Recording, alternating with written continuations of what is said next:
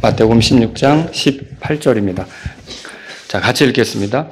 또 내가 내게 이르노니 너는 베드로라. 이 반석 위에 내가 내 교회를 세우리니 지옥의 문들이 그것을 이기지 못하리라. 아멘. 우리 교회 이름 아시죠? 마라나타 침례교회. 마라나타는 이름이 되고요. 침례하면 여러분이 그 침례 신앙을 가진 사람들, 그런 뜻이라는 걸 알아야 됩니다. 베프티스트가 침례 신앙을 가진 사람들, 침례 성도 혹은 침례 교도 이렇게 말할 수가 있겠죠. 그리고 교회가 붙어요. 그러면 마라나타 침례교회는 침례 신앙을 가진 사람들의 교회, 침례 성도들의 교회 이렇게 보시면 되겠습니다. 오늘 제가 침례교회라는 제목으로 여러분에게 말씀을 드릴게요. 제가 교회에 대해서 첫 경험, 교회를 처음 가게 된 거는 장로교회입니다. 제 기억에는 없어요.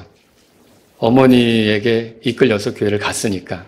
그때가 아마 제가 한 3살 때 이렇게 되었다고 합니다. 그때 이제 장로교를 다녔고, 그 다음에 초등학교 들어가기 전 저희 집이 이사를 하면서 성결교를 다니게 됐어요. 그리고 그 성결교가 시작이 돼서 이제 나중에 지금은 성결대학교로 바뀌었죠. 거기 이제 성결교 신학대학교에서 제가 공부까지 하게 되었고요. 그리고 나중에 이제 거기서 성결교단에서 전도사 시치를 받아서 전도사로 이렇게 일하는 그런 일까지 하게 되었습니다. 그런데 이제 제가 J.M. 캐롤이라고 하는 분이 쓴 피 흘린 발자취라는 책을 읽게 되었어요. 혹시 읽어보신 분 계세요? 피 흘린 발자취. 예. 자, 이 책을 읽으면서 제가 조금 충격을 받았어요. 제가 몰랐던 교회 역사에 대해서 알게 된 겁니다. 이거 궁금하시면 우리 사무실에 책 비치되어 있을 거예요. 여러분이 구해서 보실 수 있습니다. 이 J.M. 캐롤이 쓴 책을 읽으면서 그 다음에는 이제 교회 역사에 대해서 관심을 갖게 됐어요. 그래서 우리나라에 또 정수영 교수라고 그분이 쓴 세교회사 같은 것도 읽어보게 됐고, 또 다른 외국의 분들이 쓴 번역서 같은 거 이제 침례교회 역사에 관한 그런 책들을 읽어보게 됐어요. 그러다가 결국은 제가 어떤 결정을 하게 됐냐면 성결교회를 떠나는 결정을 하게 됐어요. 저는 그리스도인인데 침례 성도로 살아야겠다. 그러니까 이제 베프티스트로서 살아야겠다. 이런 마음을 갖게 된 거죠. 지금도 저는 이제 다시는 제가 어렸을 때 다녔던 장로교회나 또는 성결교회로 돌아갈 뜻이 없습니다. 저보고 가라 그러면 갈 수가 없고, 다른 감리교회 이런 데로 가봐라 해도 저는 갈 뜻이 없습니다. 저는 계속 침례 성도로, 그리스도인이면서 침례 성도로 살다가 주님을 만나기를 원합니다. 제가 왜 그렇게 생각하냐면 침례교회가 완전한 교회라는 말은 아닙니다. 그 교회마다 사정이 다 틀리고 침례교회라고 이름을 걸었어도 또 이상한 그런 모임도 또 많고, 침례교회, 우리 교회조차도 부족한 게 너무 많습니다. 그렇지만 그럼에도 불구하고 이 믿는 거, 그 다음에 실행에 관한 거 있죠. 이것이 다른 데보다 더 성경적이라는 확신을 갖게 됐어요. 그러니까 성경대로 하는 교회라는 확신을 갖게 된 거죠. 그래서 제가 이제 침례 성도로서 제가 성결교회를 떠나서 침례교회로 목회를 해야겠고 침례교회를 세워야겠다, 이런 생각을 갖게 된 거죠. 그렇다고 해서 여러분 오해하지는 마십시오. 제가 그러면 장로교회나 감리교회나 성결교회에 대한 무슨 미움이나 원한이나 그런 게 있는 건 아닙니다. 그 교회들 가운데서도 복음을 열심히 전하려고 하는 목사님들이 있습니다. 그리고 또 그분들이 쓴 책들 가운데 저나 여러분에게 또 유익이 될 만한 그런 책들도 분명히 있습니다. 저도 지금도 가끔 그런 분들이 쓴 책을 읽으면서 도움을 받을 때도 있고요. 성경에 보면 마가복음 10장 38절에서 40절에 어느 날 요한이 예수님께 물었어요. 선생님이요, 어떤 사람이 선생님의 이름으로 마귀들을 내쫓는 것을 우리가 보았는데 그가 우리를 따르지 아니하나이다. 그가 우리를 따르지 아니하므로 우리가 그를 막았나이다 하거늘 예수님께서 그에게 이르시되 그를 막지 말라. 내 이름으로 기적을 행하고서 쉽사리 나를 비방할 사람은 없나니 우리를 반대하지 않는 자는 우리 편이니라. 그렇게 말했어요. 그러니까 복음을 전한다면, 예수님에 대해서 말한다면 굳이 그분들하고 척을 지거나 싸우거나 대립하거나 갈등을 일으킬 필요는 없다는 거죠. 다만 그 속에서 최선을 다해서 복음의 열매가 있기를 바라고 더 많은 사람들이 예수님 만나기를 바라고 구원받기를 바라는 거죠. 그런데 믿는 문제 그리고 실행하는 문제는 분명히 또 다르니까 교리적으로 접근에 들어가면 다르니까 제가 그런 어떤 장로교나 감리교나 성결교회하고 연합을 해서 제 친구들 중에는 지금 성결교 목회를 하시는 분도 있는 거고 또 장로교 쪽에서 활동하시는 분도 있고 우리 집안에도 또 성결교회에서 사역하시는 분이 있고 그렇지만 연합하는 것은 지금은 이제 교리적인 차이 때문에 적절치 않다. 그래서 침례 성도로서 간다. 이런 말씀을 드리는 겁니다. 그러면 침례교회는 어떤 교회인가? 여러분 마라나타 침례교회 다니면서 침례교회에 대해서 좀 어떻게 정리 좀 해보셨습니까? 오늘 조금 몇 가지로 다는 아니더라도 이런 정도는 우리가 알고 있어야 된다 하는 거 이걸 여러분에게 말씀을 드리려고 하는 거예요. 첫 번째로 침례교회는 로마 가톨릭하고 다른 길을 걸어온 교회입니다. 로마 가톨릭에는 교리적 오류들이 여러 개가 있어요. 뭐 마리아 숭배 그런 거 있잖아요. 또 여러 가지 신상들을 섬기는 거 많은 것들이 있는데 여러분 그 세례로 구원받는다 맞아요? 틀려요? 틀리죠? 우리는 세례로 구원받지 않고 예수님을 통해 구원받는 겁니다. 근데 이제 로마 가톨릭에서는 그걸 침례 중생 교리라고 하는데 그러니까 세례로 결국은 구원을 받는다 이런 교리를 가지고 있었어요. 그래서 어떻게 이 교리를 발전시켰냐면 지금처럼 아이들이 이렇게 병원의 혜택을 받을 수 있는 건 아니었고 옛날에는 어떤 질병이 돌면 아이들이 많이 죽잖아요. 그래서 그 아이들에게 일찍 구원을 시키겠다. 뭐 이런 접근. 그리고 또 교회에 들어오는 사람이 되도록 하겠다. 이런 접근으로 유아 세례 같은 것을 행했어요. 혹시 유아 세례 받아보신 분 있어요? 예, 있으시군요. 예. 이 유아 세례 같은 것을 했는데 여러분 그 가톨릭이 이 전통을 가지고 왔던 거예요. 그런데 가톨릭이 이런 전통으로 유아 세례를 계속 줄 때에도 그건 옳지 않다. 이 유아들은 믿음이 없다. 그렇지 않습니까? 세례, 침례는 믿는 사람들이 받는 거잖아요. 근데 믿지 않는데 세례를 준다? 이건 그냥 종교 의식일 뿐이다. 이렇게 생각해서 로마 가톨릭에 있던 어떤 사람이 예수님을 믿게 된 거예요. 복음을 받아들이게 된 거죠. 그리고 나서 이 사람이 교회에 들어와야 되잖아요. 진짜. 가톨릭을 떠나서 교회에 들어와야 되잖아요. 그런데 전에 가톨릭에서 받았던 유아 세례를 인정하지 않는 거예요. 우리는 다른 교회에서 믿음의 고백으로 침례 받았다면 우리 교회 올 때 인정하지 않습니까? 근데 가톨릭 교회에서 유아 세례 받은 거는 인정을 안 하는 거죠. 그래서 어떻게 하냐면 이 믿는 사람들이 로마 가톨릭이 주었던 유아 세례를 거부하고 다시 물침례를 준 거예요. 유아 세례는 또 약식으로 하기도 하고요. 물속에 들어갔다 나오게 하는 거죠. 여러분 침례가 의미가 그거잖아요. 이게 물속에 들어갔다 나오는 게 그리스도께서 우리의 죄 때문에 죽으셨다, 묻히셨다, 부활하셨다. 그거 표현하는 거잖아요. 그리고 나도 그리스도와 함께 죽었고 묻혔고 부활했다. 예수님의 죽음이 내 죽음, 예수님의 묻힘이 내 묻힘, 예수님의 부활이 내 부활. 이런 고백으로 받는 게 침례잖아요. 그래서 이제 믿음을 갖게 된, 구원받게 된 가톨릭 교인들에게 다시 침례를 주게 된 거예요. 그러니까 가톨릭 입장에서 볼 때는 기분이 좋을까요? 나쁠까요? 나쁘죠. 왜냐하면 우리 거를 인정 안 하고 다시 무효화시키고 다시 주니까. 그래서 그 가톨릭 교회에서 교회 역사를 보면 이 사람들에 대해서 아나베티스트라고 붙였어요. 그러니까 베티스트는 침례를 행한다는 뭐 그런 의미고요. 침례하는 사람들, 침례 신앙을 가진 사람들, 뭐 우리 편에서는 그렇게 해석하지만 그 사람들은 침례를 준다는 의미로 베티스트 그랬고 아나라고 하는 말은 오늘날 영어의 이런 뜻으로 다시 그런 뜻이에요. 그러니까 다시 침례를 준다. 그런 의미로 가톨릭에서 붙여준 이름이에요.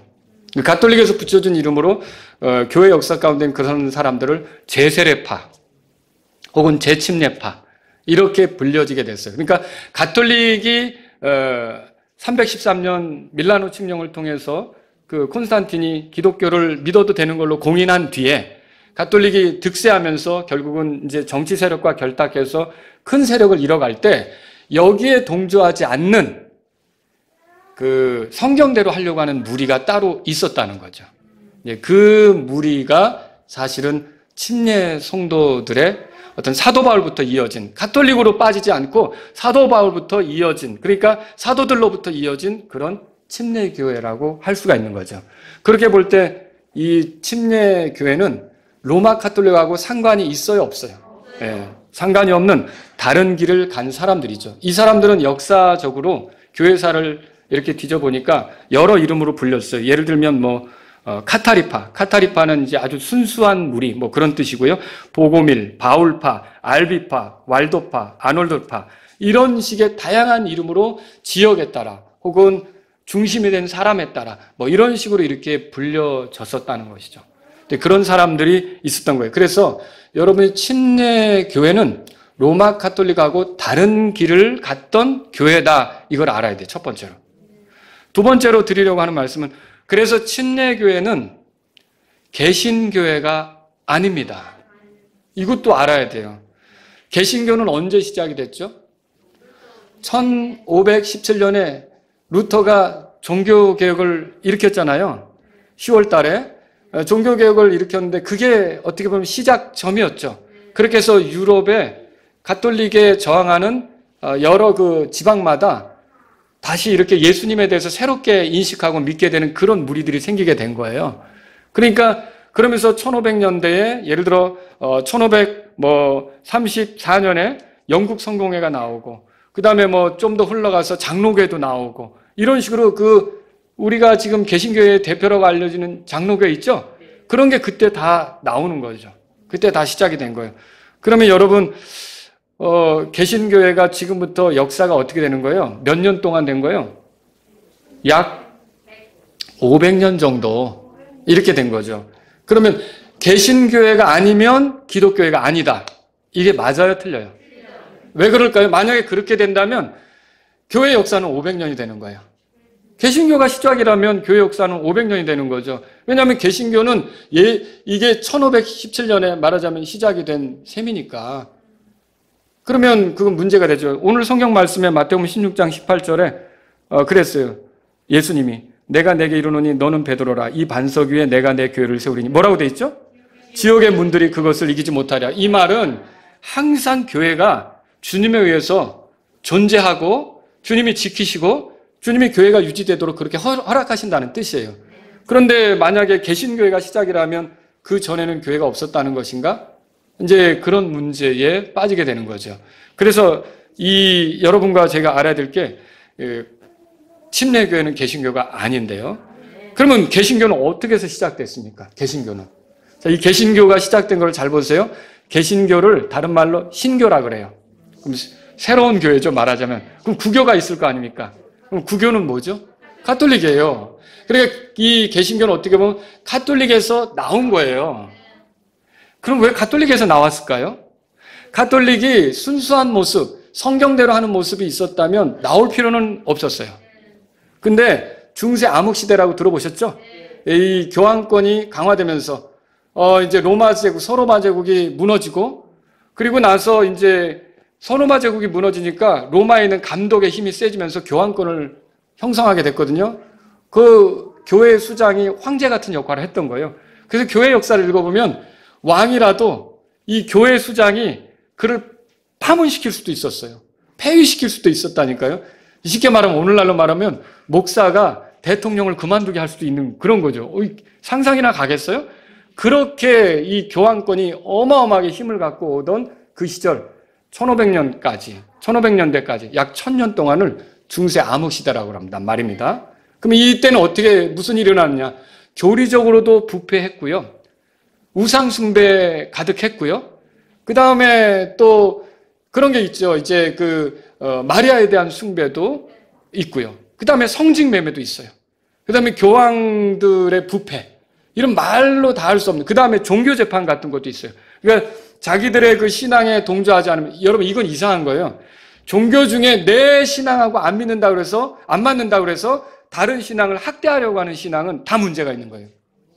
왜 이슬람교를 안 믿으면 죽이려고 그래요? 왜 변절을 하면 죽이려고 그래요? 여러분, 혹시 교회에 있다가 교회 떠났다고 해서 쫓아다니면서 죽입니까? 아니잖아요. 그건 있을 수 없는 거죠. 그러니까 무슨 신앙이든지 자기네 신앙을 수용하지 않는다고 그럴 때 핍박하는 거, 이건 문제죠. 근데 가톨릭 교회가 그렇게 했어요. 1100년경에 이제 그 종교 재판이 시작되면서 많은 사람들, 가톨릭 교회에 동조하지 않는 이 아까 말한 재침례 성도들 있죠. 이런 사람들을 어마어마하게 핍박했어요. 그래서 근 2000년간 교회 역사 가운데 이 로마 가톨릭에서 피 흘린 사람들이 한 6천만, 7천만 이 정도 된다 그래요. 우리나라 인구만큼 되는 거죠. 굉장한 수가 죽임을 당한 거예요. 이게 이제 역사적인 자료가 있기 때문에 요번 교황 말고 그 전 교황인가? 공개적으로 한번 그런 것들을 사과하기도 했었죠. 그렇게 해서 역사 가운데 가톨릭 교회가 잘못했던 거, 가톨릭 교도들이 잘못했던 거, 종교 재판으로 사람을 고문하고 죽이고 그 고문 방법도 정말 잔혹해요. 잔혹해요. 정말. 그거 이렇게 보면 고문했던 그 자료들 그림 있잖아요. 어떻게 죽였는지 너무 끔찍해서 다 말로 할 수가 없어요. 가톨릭 교회 시절에 그런 게 있었다고요. 그런데 어때요? 이게 성경하고는 안 맞다는 거를 가톨릭의 사제들이 깨닫기 시작한 거예요. 그래서 여러분이 그 종교개혁을 일으켰던 대표적인 인물 4명을 얘기하라면 우리가 루터, 쯔빙글리, 존 칼빈, 존 낙스 이렇게 얘기하는데 이 사람들이 결국은 다 사제 출신이에요. 사제인데 이런 침례 성도들의 영향, 이런 어떤 성경으로 다시 돌아가야 된다는 생각, 그 다음에 그 사람들이 이제 성경을 읽기 시작한 거예요. 근데 성경을 읽다 보니까 지금의 교회가 성경하고 너무 거리가 먼 거예요. 그러니까 이거를 가만두면 안 되겠다 싶어서 이제 종교개혁이 일어나게 된 거죠. 그러니까 가톨릭이 잘했다면, 부패하지 않았다면 종교개혁은 필요 없는 거겠죠. 근데 가톨릭이 문제가 많았었다는 것이죠. 그리고 1534년에는 영국의 성공회가 나와요. 여기 옆에 성공회 있죠. 우리 교회 옆에 성공회 교회 있어요. 성공회 교회는 어떻게 시작됐느냐? 헨리 8세라고 하는 영국 왕이 스페인 공주를 왕비로 맞았는데 이 스페인 공주와 이혼하고 싶은 거예요. 자기가 개인적으로 알게 된 앤이라고 하는 여자와 결혼하고 싶은데 가톨릭 교회에서 이혼을 허락을 안 하는 거예요. 교황청에서. 고민되고 끙끙댈 때 신하들이 그랬어요. 뭐 때문에 고민하느냐? 우리 가톨릭하고 따로 가자.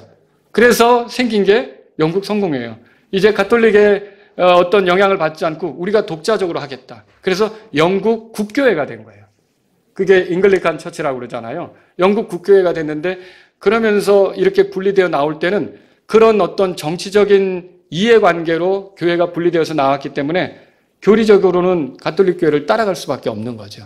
사실 개혁교회, 종교개혁을 일으키고 개신교회가 된 교회들이 많은 부분에서 가톨릭 교회의 영향을 다 버리지는 못했어요. 예를 들면 목사가 가운을 입는 거, 그런 거 있잖아요. 축도하는 거, 이런 거. 많은 것, 유아세례 하는 거, 이런 것들을 그대로 가지고 있는 경우가 많이 있다라고 하는 거죠. 그럼 오늘날 감리교회는 또 어떻게 시작됐을까요? 자, 아까 영국 국교회 얘기했죠? 이 국교회 출신의 목사였던 웨슬리가 결국은 모라비안이라고 하는 교도들의 영향을 받아요. 모라비안이 또 재침례 성도였어요. 그러니까 침례 신앙을 가진 사람들의 영향을 받은 거죠. 이 웨슬리는 인디안 선교를 갔단 말이에요. 일찍이 20대 때. 그런데 별로 열매를 거두지 못하고 대서양을 건너 이제 오는데 말하자면 풍랑을 만나서 아주 위기 상황에 빠졌을 때 자기는 죽을까 봐 겁을 내고 있는데 어떤 사람들은 고요하게 주님을 찬양하면서 말하자면 그들끼리 굉장히 평온하게 이렇게 모든 상황들을 지켜보고 있는 거예요. 도대체 저 사람들은 뭘까? 그래서 결국은 영국으로 돌아와서 런던의 올더스케이시라고 하는 거리에서 이 모라비안 교도들이 기도 모임을 하는데 거기에 참여하게 됐어요. 그리고 이 웨슬리라는 사람이 거기서 로마서 서문, 우리 수요일날 로마서 공부하잖아요. 의인은 믿음으로 산다. 로마서 이제 서문 써놓은 것들을 이렇게 읽는데 거기서 마음이 뜨거워지면서 우리가 어떤 노력으로 수고로 구원받는 게 아니고 이게 하나님을 믿어서 그 은혜로 구원받는 거나 이게 눈이 열리게 된 거죠. 그래서 웨슬리가 거기서 구원받아요. 그런데 재미난 게 웨슬리가 20대 때 목사 안수 받고 갔는데 진짜 구원은 35살에 받는 거예요. 그래서 이렇게 해서 감리교가 시작이 된 거죠. 그리고 그런 감리교의 영향으로 감리교의 영향을 받은 그런 선교사들이 일본에 들어왔는데 그 일본에 또 한국에서 유학 간 사람들이 공부하고 들어와서 여기에 동양선교교회라고 세워요. 동양선교회. 이게 뭐냐면 오늘날의 성결교회 모체가 되는 거죠.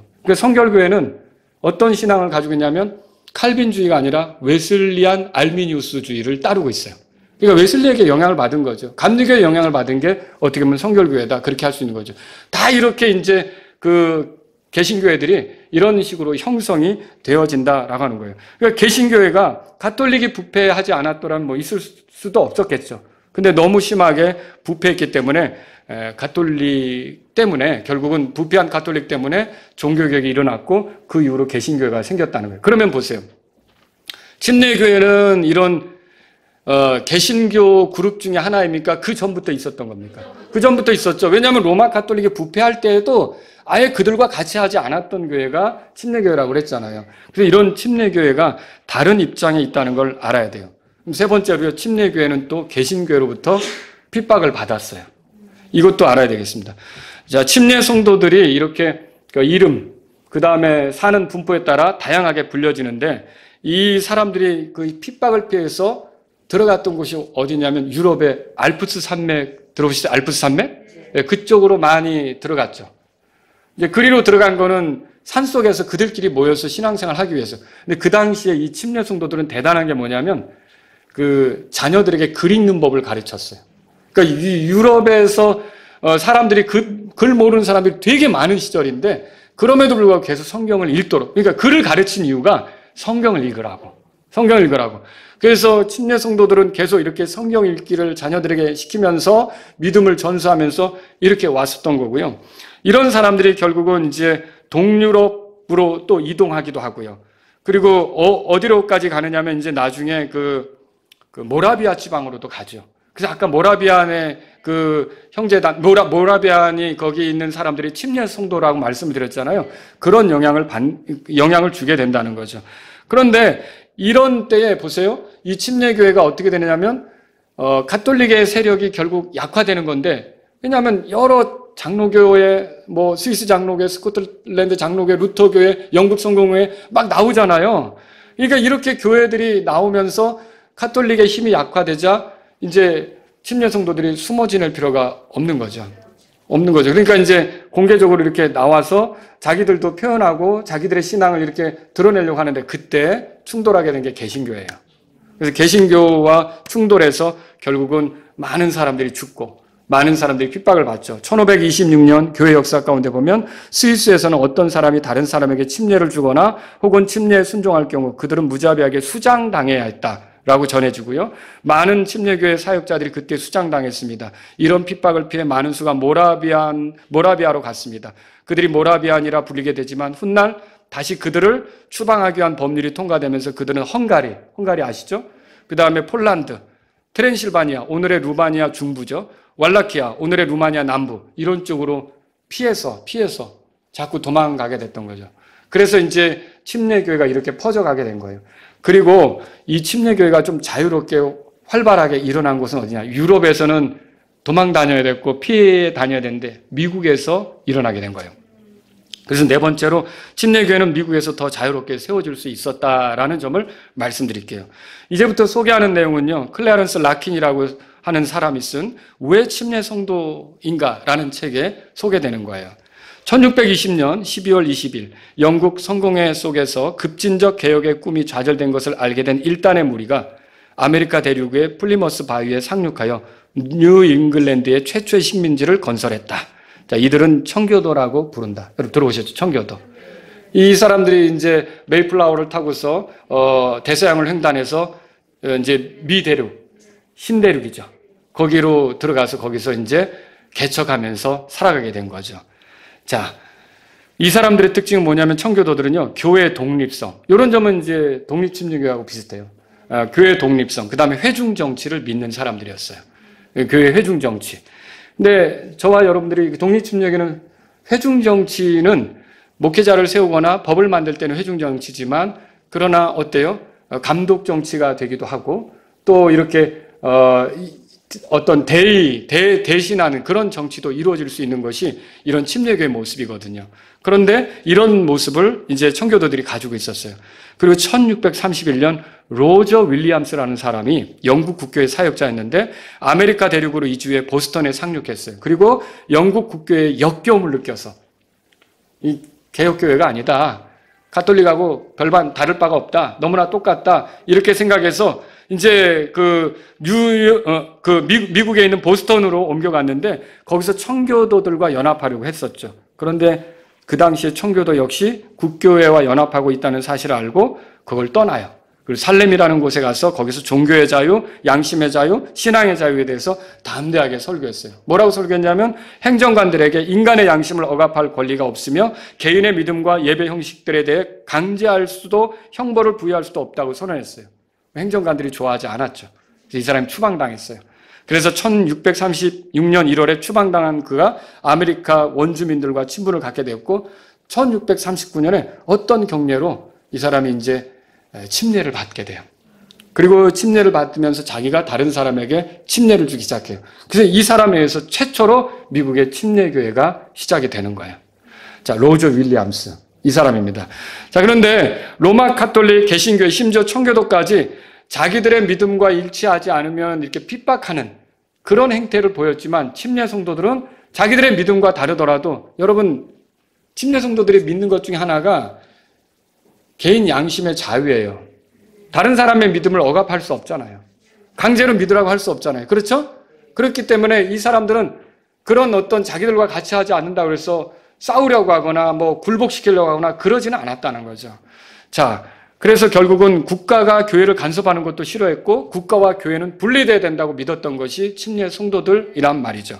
1787년 미국의 헌법이 채택되었는데 종교의 자유가 충분히 보장되지 못한 헌법인 걸 알고 1788년 버지니아주 침례교회 총회에서 대통령 워싱턴에게 편지를 썼어요. 뭐라고 썼냐면 그들은 재산이나 생명보다 더 소중한 양심의 자유가 헌법에 충분히 보장되지 못했음을 두려워한다. 사람들은 그러니까 이 어떤 그 양심에 대해서 이렇게 보호받지 못하는 것, 자기 신앙 양심에 대해서 보호받지 못하는 것에 대해서 두려워한다. 이렇게 그 헌법에 대해 이의를 제기했던 거죠. 그래서 그 다음 달 최초로 수정조항이라고 들어보셨어요? 헌법. 미국 그 수정조항이 미국 헌법에 제출됐고 그 내용은 이런 거예요. 의회는 종교의 설립에 간섭하거나 그것에 대한 자유로운 실행을 금지하거나 또는 설교나 출판의 자유를 빼앗거나 사람들이 평화롭게 모일 수 있는 권리와 시민들의 불평을 시정하기 위해 정부에 탄원할 수 있는 권리를 빼앗을 어떠한 법도 만들지 않을 것이다. 그러니까 입법부가 종교를 억압할 수 있는 그런 법은 만들지 않겠다는 그런 조항을 이제 의회에서 법에 이렇게 삽입하게 되는 거죠. 수정조항으로. 그렇게 해서 미국에서는 이제 어떤 신앙의 조금 자유라고 그럴까요? 이런 것들이 좀 허락되는 그런 환경이 유럽과는 다른 그런 환경이 있게 된 거예요. 그래서 1700년대 미국에는 15개의 침례교회가 있었다고 그래요. 1700년대. 그런데 1750년에는 58개로 늘었어요. 이제 침례교회들이 어떻게 늘어나는지 보세요. 1790년에는 872개가 되었어요. 1790년 당시 미국의 침례 성도의 수는 미국 인구가 우리 인천 정도였던 것 같아요. 그때 329만 명이에요. 근데 그때 미국의 인구 중에 64,975명이 침례 교인이었다는 거예요. 침례 성도였다는 거예요. 그래서 1000명 중에 16명 정도 해당하는 그런 규모로 이제 침례 성도들이 규모를 이루게 되었던 거죠. 그리고 1885년 미국에서는 침례 성도의 비율은 인구 1000명당 50명 정도 되는 굉장히 수가 늘어나는 그런 형태가 되었고 또 특이한 기록이 나왔어요. 1870년에서 20년 동안은요. 미국에서 평균 하루에 1개꼴로 침례교회가 생겼대요. 20년 동안. 얼마나 늘어났습니까? 그래서 1886년 정도에 가니까 이 침례교회가 몇 개가 되느냐? 3522개. 이렇게 침례교회가 많이 늘어났던 거죠. 성도는 273만 2,570명. 그러니까 굉장히 침례 성도들이 많이 늘어난 거죠. 미국에서는 침례교회가 이렇게 늘어난 거예요. 그래서 1900년대 초에는 미국에서 장로교보다 침례교회가 더 많았어요. 감리교는 비슷했고요. 감리교가 많았으니까 미국에. 그리고 또 그 감독교회들보다는 침례교회가 7배나 더 많고 이렇게 굉장히 침례교회가 많았던 거죠. 제가 2006년도에 미국의 그 선교 컨퍼런스 때문에 여행할 기회를 가졌는데 그때 제가 들었던 그 당시에 어떤 보고 발표로는 미국에는 일반 침례교회가 5만 개예요. 우리나라 그 개신교회가 전부 다 해서 한 5만 개 정도 된다고 그러더라고요. 그런데 지금은 더 늘어났는지 모르겠어요. 생겼다 없어지고 이렇게 하니까. 근데 그 당시에 일반 침례교회는 교단화된 침례교회. 이렇게 이제 교단처럼 만들어진 침례교회가 5만 개 정도 되고 독립 침례교회는 1만 개 정도예요. 독립 침례교회 미국에. 그러니까 선교사들이 가기도 좋죠. 1만 개 교회들이 이렇게 돌아다니면서 후원 약속받고 기도 요청받고 이렇게 선교사로 가면 좋잖아요. 그래서 그 1만 개 교회에서 독립침례교회 1만 개 교회에서 전 세계로 파송한 선교사가 그 당시 보고로 2,800여 명이었어요. 그러면 4개의 교회꼴로 한 명씩 선교사를 파송한 거예요. 이 독립침례교회 성도들이 얼마나 선교에 열정적인지 아시겠죠. 굉장히 선교에 대해서 큰 그 뜻을 가지고 열정을 냈던 것을 알 수 있는 거죠. 여러분 이렇게 해서 미국에서는 그 침례교회가 아주 크게 확장이 되고 불어나게 된 거죠. 그럼 한국교회는 궁금하죠? 한국에서는 언제 침례교회가 처음에 들어왔을까요? 여러분 언더우드, 아펜젤라 선교사님 알죠? 뭐 장로교, 감리교 선교사들 이렇게 들어온 게 1885년이었어요. 그럼 침례교회는 언제 들어왔을까요? 1889년에 캐나다에서 파송한 패닉 선교사, 독립 선교사. 그러니까 패닉 선교사가 최초의 침례교회 선교사입니다. 굉장히 일찍 들어온 거예요. 근데 이 사람이 이렇게 들어왔을 때 다른 교단과의 마찰을 빚고 싶지 않아서 서울이나 평양 이런 대도시가 아닌 함경도 오지, 간도 지역, 그리고 심지어는 나아가 시베리아와 몽고 지역에까지 선교를 했던 거예요. 그래서 사실은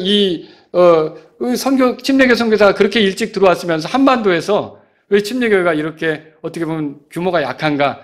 여러분 그걸 생각해 볼 수가 있겠죠. 그러니까 장로교하고 감리교가 먼저 들어와서 많은 영향을 차지하고 있으니까 처음 들어온 침례교 선교사는 그 사람들하고 충돌하지 않기 위해 그들이 손을 미치지 못한 지역으로 가겠다고 오지로 간 거예요. 간도로 간 거고. 그렇게 해서 오늘날까지 온 거죠. 그런데 일제 말기인 1944년에 이 침례교회가 동아 기독교라는 이름으로 이제 우리나라에 형성이 되거든요.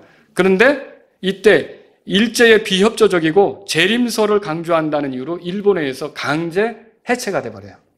그러니까 그리고 6.25 동란을 맞고 그 이후에 이제 다시 침례교회가 생기게 되는 거죠. 성서 침례교도 나오고 이렇게 하면서 침례교회가 생긴 거란 말이죠. 그러니까 사실은 한국에도 침례교회가 꽤 일찍 들어온 겁니다. 꽤 일찍 들어온 거죠. 자, 침례교회에 특별한 사역자들이 있습니까? 여러분 침례교회 사역자로 아시는 분들이 있으세요? 설교자 중에 존 길이라고 하는 분이 있어요. 저도 이제 이분의 이제 주석서가 있는데 영국 분이시죠. 이분이 이제 킹제임스를 가지고 주석해 놓은 거 이런 것들이 있습니다. 또 로버트 홀이라고 하는 목사가 있고요. 일반 장로교회나 감리교회나 성결교회 목사들 중에 이분 책 없는 분 없을 거예요. 찰스 스펄전 들어보셨죠? 이 찰스 스펄전이 침례교 목사예요. 침례교 신앙을 가진 분이고요. 그리고 여러분 성경 다음에 가장 많이 읽혔던 책이라고 알려지는 우리 얼마 전에 수련회 가서 영화로도 봤던 거 철로역정. 이 철로역정을 쓴 전 번연도 침례교 목사예요.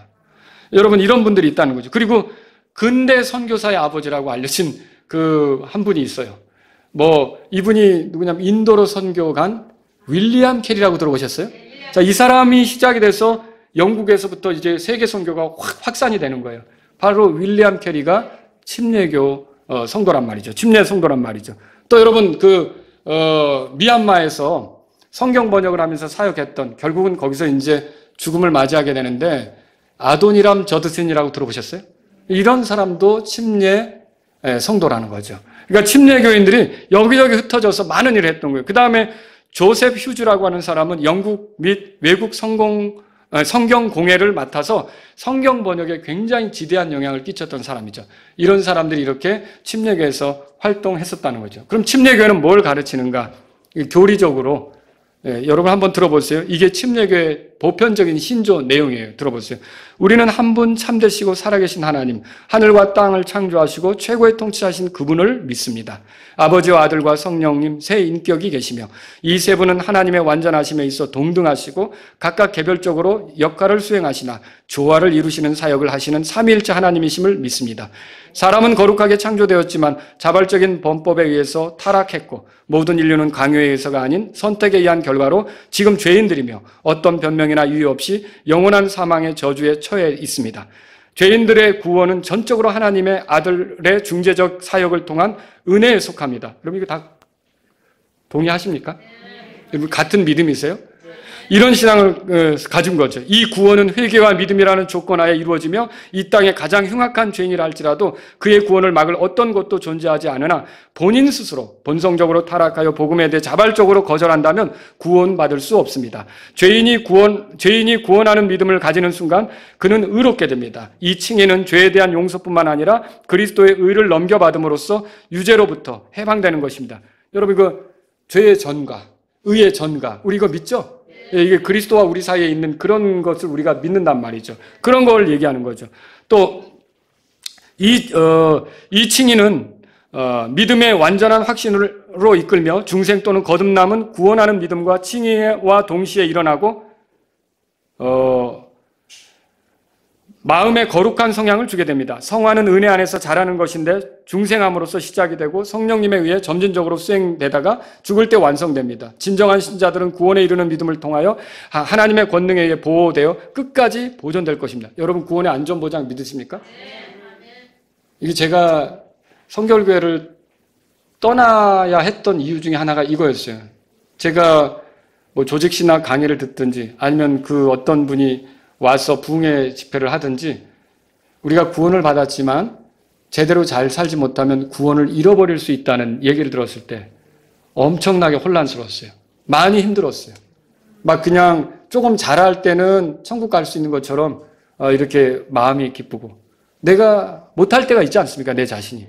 그럴 때는 나는 가망이 없는 것처럼 낙심이 되고 막 이런 걸 반복하게 됐던 거죠. 왜냐하면 구원의 영원한 안전보장 교리를 믿지 않기 때문에 그런 것이 있었던 거예요. 그런데 침례 성도들은 어때요? 한번 구원받으면 내가 구원을 책임지는 게 아니라 그리스도께서 책임지기 때문에 이 영원한 구원이라는 거죠. 여러분 그렇게 믿으십니까? 그래서 그리스도께서 또 이거죠. 죽은 자는 비록 몸은 없지만 부활 때까지 의식 있는 상태로 남아있게 됩니다. 그리스도께서 친히 죽은 자들을 일으켜 세우시고 살아있는 자들을 변화시키기 위해 오실 것이며 마지막 심판 때 의인과 악인은 영원히 분리되어질 것입니다. 여러분 주님이 다시 오시는 거 믿으세요? 네, 이런 것들을 믿는 거죠. 자, 이렇게 침례교회는 가톨릭하고도 다르고 개신교회하고도 다르다는 거죠. 저는 이제 말씀을 정리하면서 크게 세 가지로 말씀드릴게요. 오늘 우리는 침례 성도로서 사도로부터 이어져 내려온 그 교회라는 점, 그 교회라는 점을 우리가 뭘로 이렇게 입증해야 될까? 우리는 그들의 후예야 라고 떠드는 걸로 되는 게 아니라는 거죠. 그들과 같은 삶으로 그들이 성경을 존중하고 성경대로 살려고 했던 그런 삶을 우리도 보임으로 우리가 그들의 후예라는 걸 입증해야 되지 않겠습니까?